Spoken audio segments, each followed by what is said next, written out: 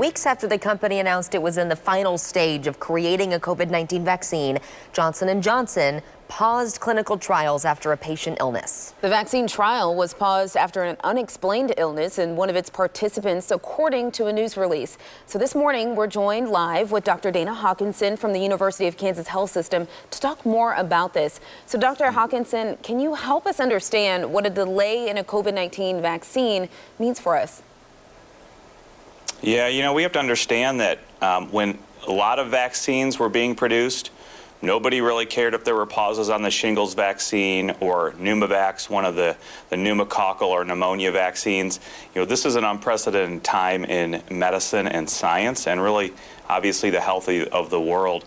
There are pauses and there are other holdups or stops of trials. This pause was done by the trial company itself.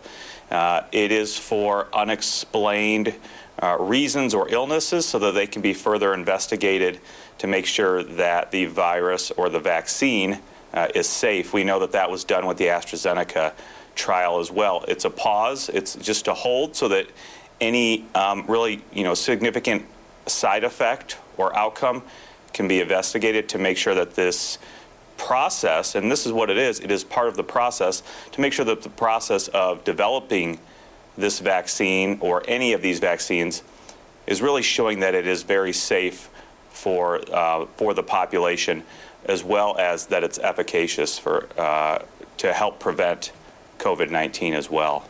Dr. Hawkinson, a lot of people see a vaccine as the light at the end of the tunnel. We've heard a lot of dates for when it might be finished, or a vaccine might be finished from the end of the year to availability being next year. Now that we've gotten almost to November, what do you think? When will everyday people be able to go get a vaccine? What's the timeline that you think is possible? Well, I certainly think that overall, as far as vaccines go, this has been warp speed, if you will. It has moved certainly quicker than it has been for any other vaccine, but that also is because a lot of the technology that we're using for these vaccines has been used in other trials and other vaccines as well. So the technology for it is very good, and it has been tried before. But moving forward, when will a vaccine be available for the population? It's hard to tell. Again, we want to make sure we follow the science, do it correctly, make sure that it's safe and efficacious, get all the data to understand that.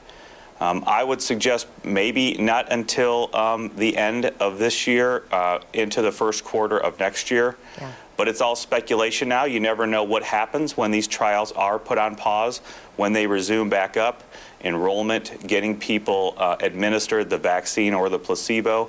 It's very difficult to tell, but that would be based on, now that we've seen 2 trials on pause, that would probably be my best estimate.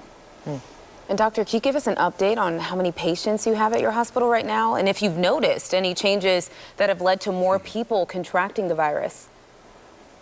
Yeah, certainly no changes that have led to more people contracting it, other than we know that people are gathering in groups. We know that there are other situations, certainly mostly because of group gatherings, whether that's in college towns or whether that's here in our local community. It's getting together in large gatherings. In our hospital, we've been up and down really. Last week we were in the mid-30s. We went down to the low 20s, but again, back up today. We have 30 patients in the hospital with active COVID-19. We have another 25 patients who are in that recovery stage afterward. So overall, 50 patients in the hospital. But we know that around the city, when we were on a call with other leaders of hospitals yesterday, in the city we are seeing our peak numbers of hospitalizations that we've ever seen. So certainly in our community around the hospitals, there are more active COVID patients now than there have been since the pandemic started. And are you seeing one age group or demographic in particular, or is it really across the board? It is across the board. We know that cases overall, there has been a higher preponderance of those lower ages, say from 10 to 30.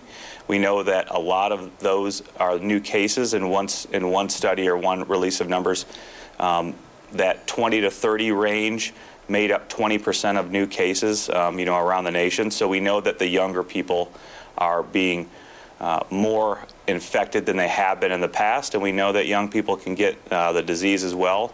Luckily, especially for children, they don't seem to have the same severe illness that adults have the risk for, but we know that anyways, cases can spread in that demographic, but then also they are probably associated with adults, and so lots of times those adults that they're associated with can get it, or it can spread to other even more vulnerable populations such as grandparents and other family friends as well.